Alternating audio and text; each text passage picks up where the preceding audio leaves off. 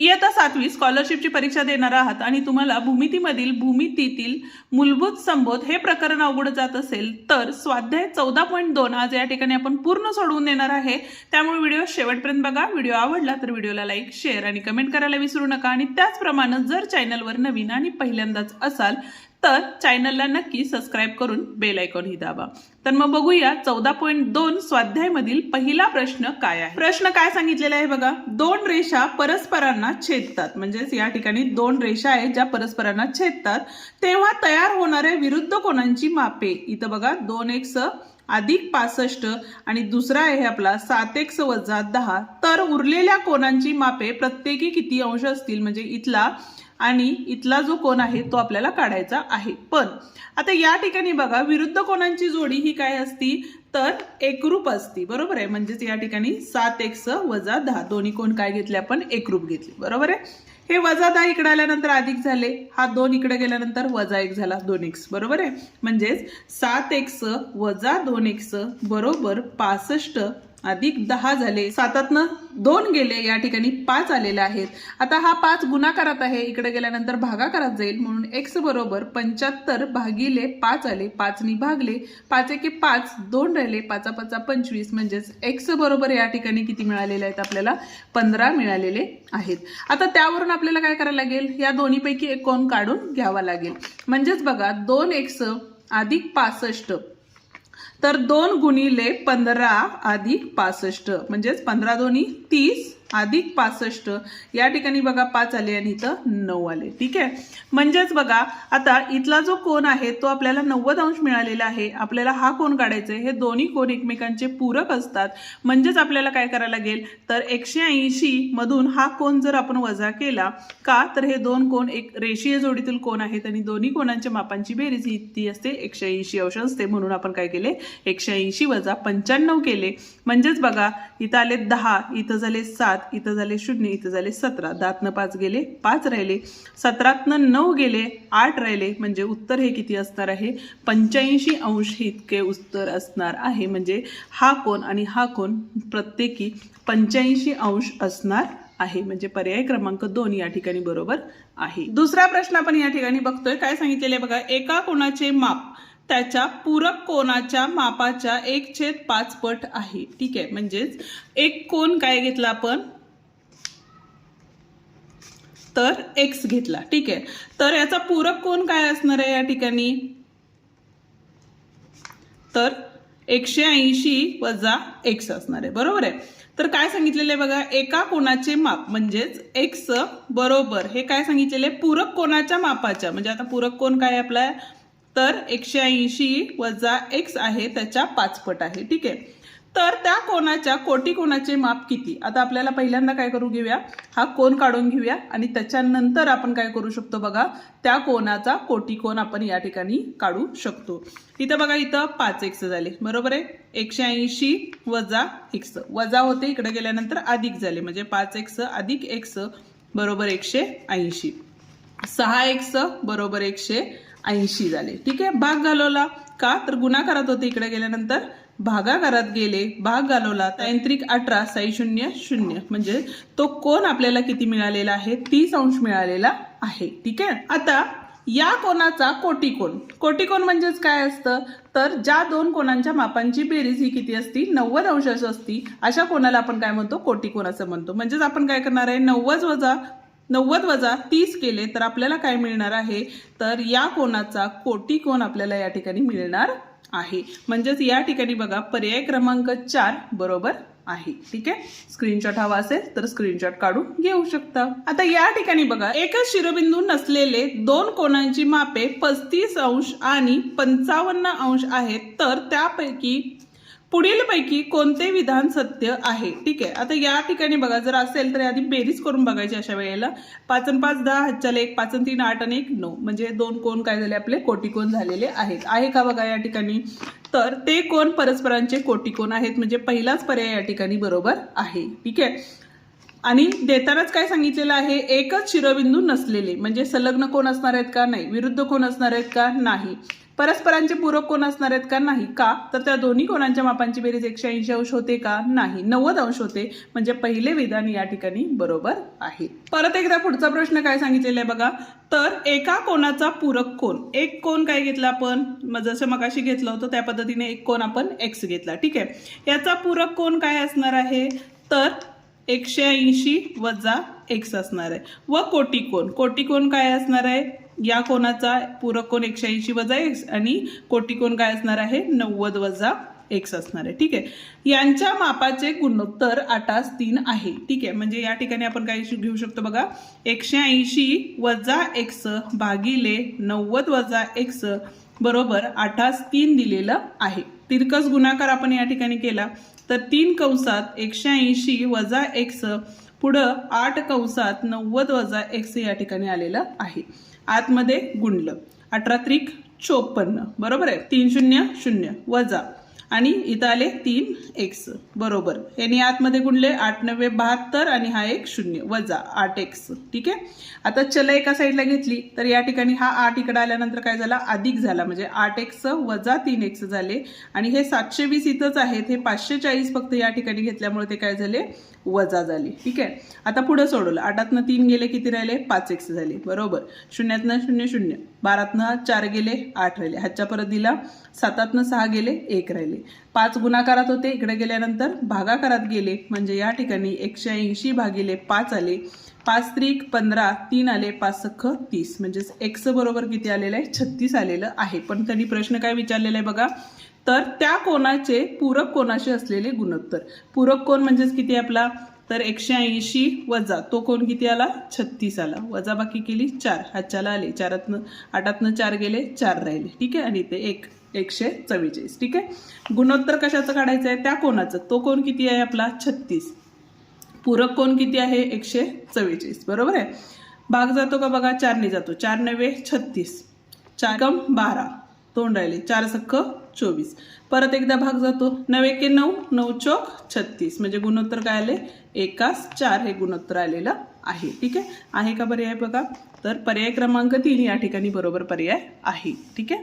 जर तुम्हाला परत एकदा समजून घ्यायचं असेल तर समजून घेऊ शकता. काय घेतलेलं आहे? एक कोन एक्स घेतला. त्याचा पूरक कोन म्हणजे 180 वजा एक्स, कोटिकोन म्हणजे 90 वजा एक्स. त्या दोघांचे गुणोत्तर 8:3 दिलेले आहे. हे सगळं सोडवून आपण एक्सची किंमत काढली म्हणजे तो जो कोन होता तो काढला. त्याच्यावरून आपण पूरक कोन काढला. कोणता आहे? त्या कोनाचा पूरक कोन 144 आला आणि त्या दोघांचे गुणोत्तर हे 1:4 आलेलं आहे. ठीक आहे. जाऊया आता पुढच्या प्रश्नाकडे. पण त्याआधी अजूनही व्हिडिओला लाईक केलं नसेल तर व्हिडिओला लाईक करा आणि तुमच्या मित्रांनाही आपले व्हिडिओ नक्की शेअर करा आणि हाईप द्यायला विसरू नका. 5वा प्रश्न बघतोय. काय सांगितलेलं आहे? बरोबर 10:30 वाजता घड्याळातील 2 काट्यांमधील किती मापांचा कोन होईल?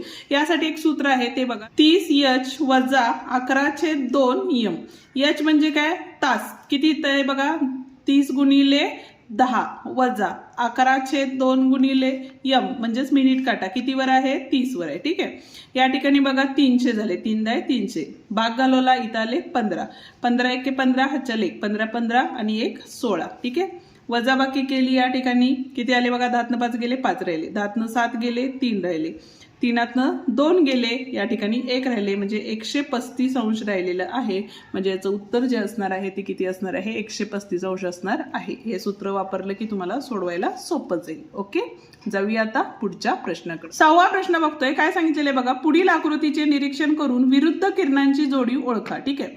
आता या ठिकाणी बघा PQ व किरण SQ. PQ आणि SQ विरुद्ध आहेत का? म्हणजे एकाच रेषेत आहेत का? नाही. दुसरा आहे आपला QV आणि QU हे सुद्धा सरळ रेषेत नाहीयेत. RQ व किरण TQ. RQ आणि किरण TQ हा किरण आहे का? नाही.